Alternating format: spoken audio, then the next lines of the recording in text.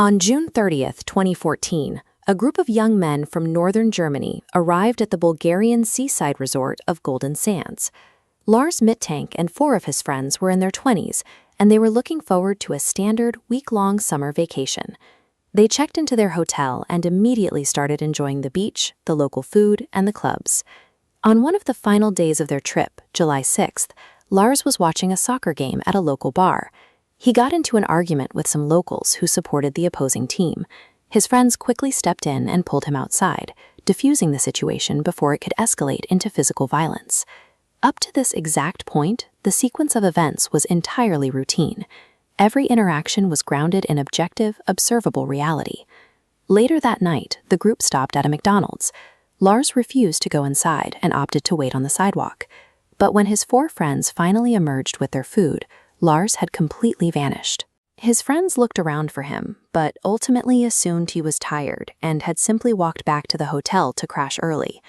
They returned to their room expecting to see him in the morning. When Lars returned the next morning, he had a terrifying account of his night. He claimed he was hunted by 4 men, hired by the locals from the soccer argument. But his story struggled to align with the clock. If he was chased from the restaurant after midnight, his account leaves a massive 5-hour gap.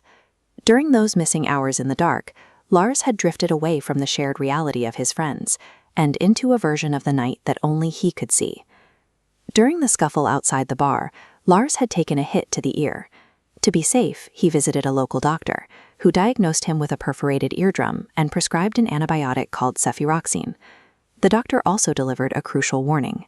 Flying with a ruptured eardrum risks severe ear damage due to rapid changes in cabin pressure.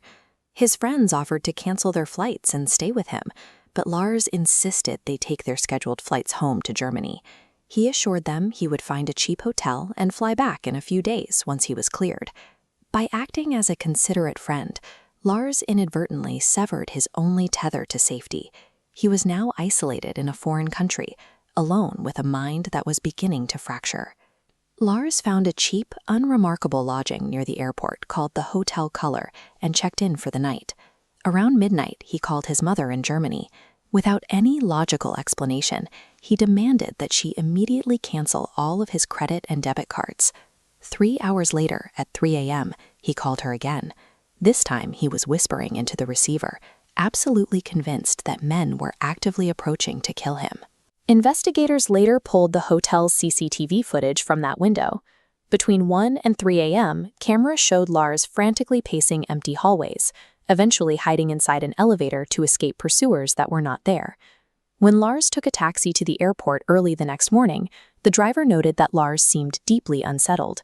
Specifically, the driver observed a clear physical symptom, severe mydriasis, meaning Lars's pupils were highly dilated. By dawn, a state of sheer internal panic had completely consumed his physical senses, overriding any remaining connection to the world around him. Lars arrived at Varna Airport and visited the on-site doctor to get his ear cleared before attempting to fly home.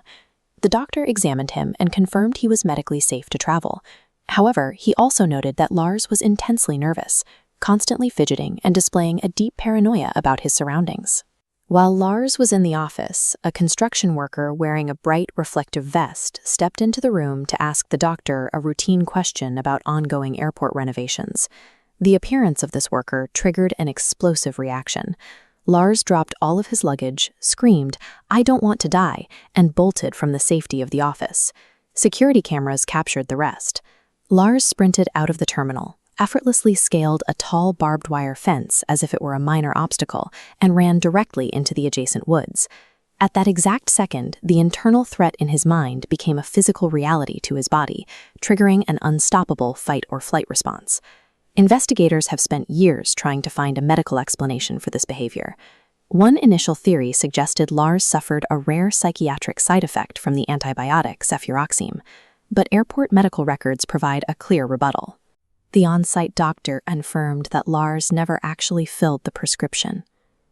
Another explanation points to a traumatic brain injury. A delayed concussion can occasionally lead to sudden, aggressive, erratic behavior in the days following the initial trauma. Alternatively, the extreme stress of the initial fight, compounded by the total isolation in a foreign country, could have triggered a sudden and devastating psychotic break. Lars Mittank remains one of the world's most famous missing persons because of that final image. A man in a safe, public space, surrounded by people who could have helped him, yet entirely consumed by a threat only he could see. He ran past the doctors, past the security cameras, and into a wilderness where he could no longer be reached.